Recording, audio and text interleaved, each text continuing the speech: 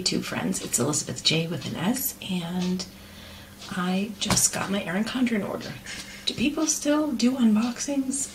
I don't know. Anyway, I decided to do one.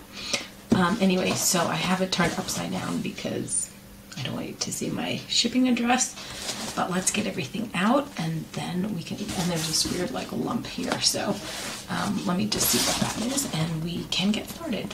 Okay, just because of the camera I am opening the box this way, but anyway, so we've got little bubble packaging there.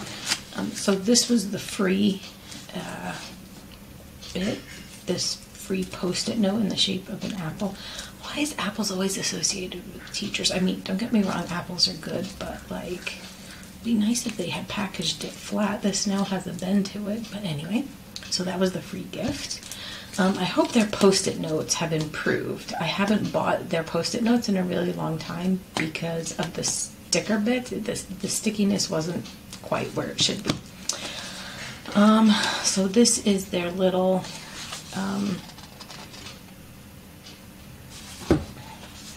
so this is their little marketing thing. I believe there is a 20% off code, yes. And someone actually gave me a 20% code so I could purchase my items.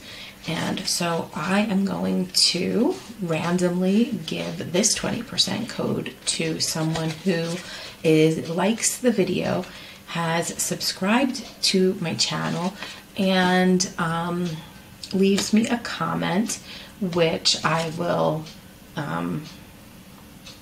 which I'll say what I want in the comment at the end of everything, and then I'll do a random selection and choose someone to give the 20% code to, because I'm not going to use it. I've purchased what I needed to purchase from Erin Condren.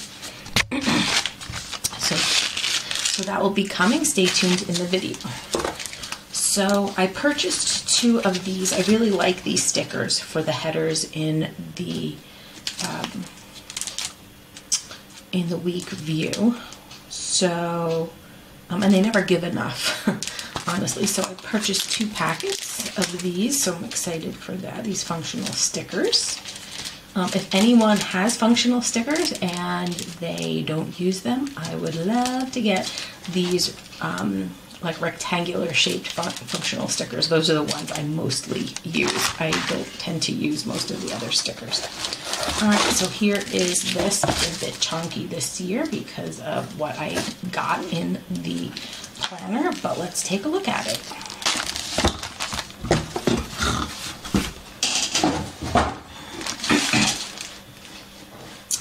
All right, so we've got, so here it is. I decided to go for a flower pattern this year. I kind of liked that. It comes with a ruler. I have so many rulers, but that's fine. And I like the fact that these are interchangeable. I save all my covers, and so when I'm feeling like Star Wars, I throw a Star Wars in there. When I'm feeling like Jurassic Park, I have one of those. I have mid-century modern circles. I've got this. I've got an Etta V one. So I've got a whole bunch. So basically every year I just save them. And as my mood leads, I throw a new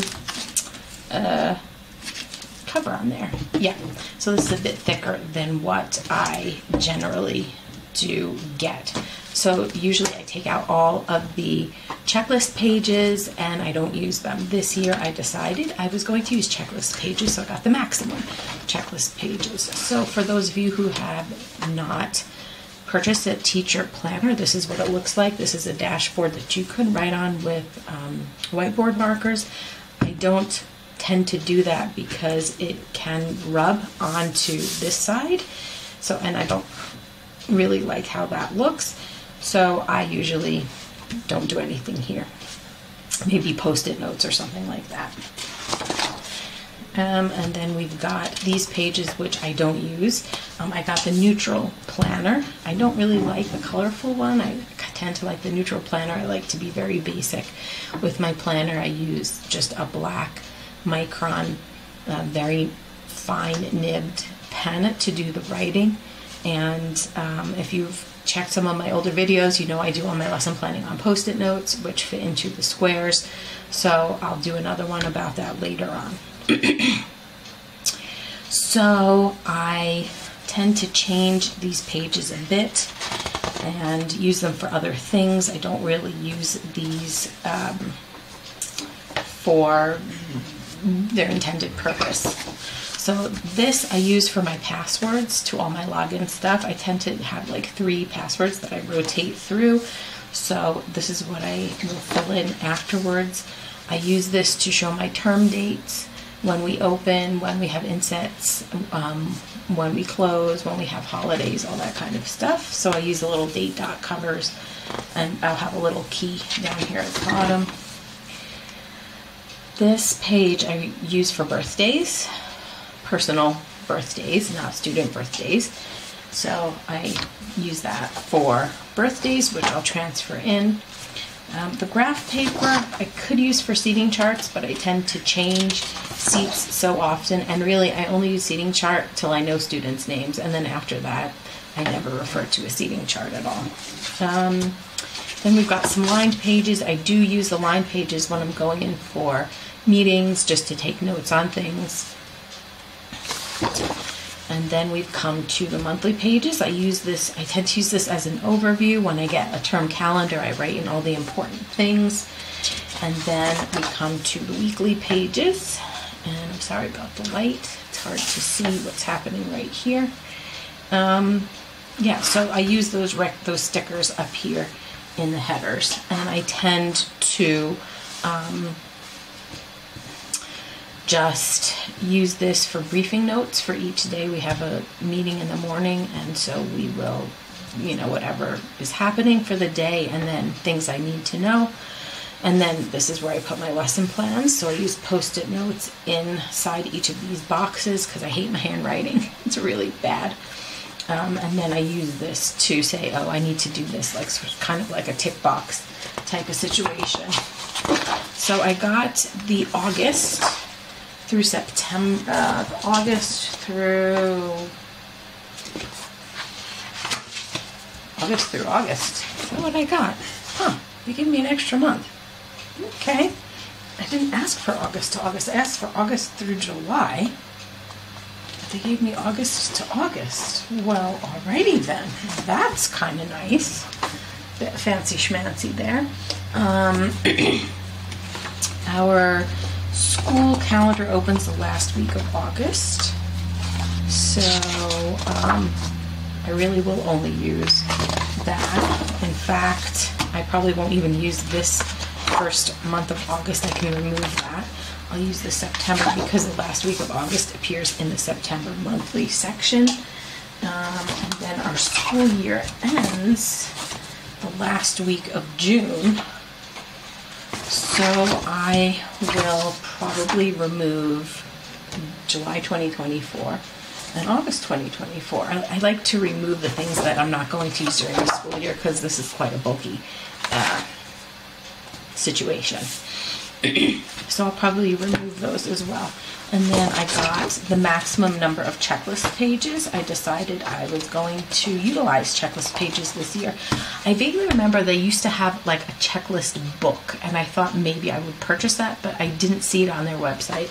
So I decided, well, let's use the checklist pages, and I'm going to use this for things like checking homework, starters, other things that I'm not collecting to mark, but just so I know that they did it or I checked it or whatever the case might be. So that's kind of what I'm going to use this for.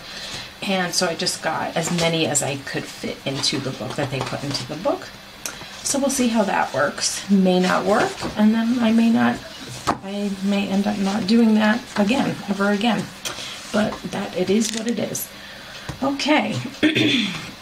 Then we come to the stickers. Again, the neutral stickers. I usually don't use some of these. Maybe I will now instead of writing, because I hate my handwriting when we don't have school. Whatever reports do, that one's nice. I wish I could have more of those. Okay, we got some assembly. That one could work. Staff meeting. Yeah, I think I should try to utilize the stickers more. Here are functional ones, which I will use. Okay, I do use these just kind of as decoration, kind of set things up. I love these functional stickers, love them. I wish they would give more, they don't give me enough. So anyway, if anyone wants to get rid of these, I will be happy to take them off your hands. This folder, I usually remove, I don't use the folder at all. And this sleeve I use for big post-it notes that I put as feedback in student notebooks. So I just keep them like tucked in the sleeve and pull it out when I need to use them. So I will do that. I started that last year. I got it from someone on YouTube. I can't remember which teacher I borrowed it from, but I found it very useful. Now I did make some that I never used, so I'll just narrow down the ones that I used for this year. The ones like targets, revision, you did really well, your book is really organized, simple little feedback things. So instead of me handwriting, I just walk by someone's notebook, pull out the appropriate post-it note feedback, plop it in. I use really bright colors, so it's kind of a fun thing. These I usually don't use at all, so I use the blank ones for my own things. I don't put all of these holidays because these are mostly US holidays, I think, and I'm not in the US, so most of these don't apply to me. And then we've got a dashboard in the back. So I have looked at other planners, and I've just not been able to find one that I really like compared to Erin Condren. So their paper is great. I have noticed that if you buy the books in Target, the paper is a little thinner. So I think like if you buy direct from the company, you get the best, the best quality of work. I think maybe they use a lower weight paper in their Target planners that they sell through Target, which I don't know if people are shopping at Target anymore. I tend not to get too wrapped up in the socio-political dramas since I'm not in the US, but yeah. They do have a quality product, and so I appreciate that. And I haven't found anything else that really works for me as well as this particular teacher planner, so that's why I'm still with them. Anyway, this video is not sponsored by Erin Condren in any way, shape, or form. I just like sharing some things. So that is what I got from my order from Erin Condren.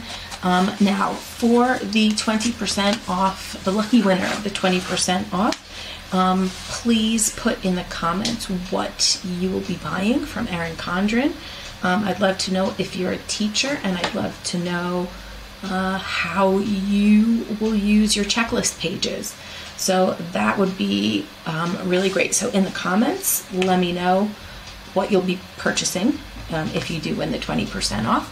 And if you're a teacher, how you use your checklist pages. So have a really great day, everyone.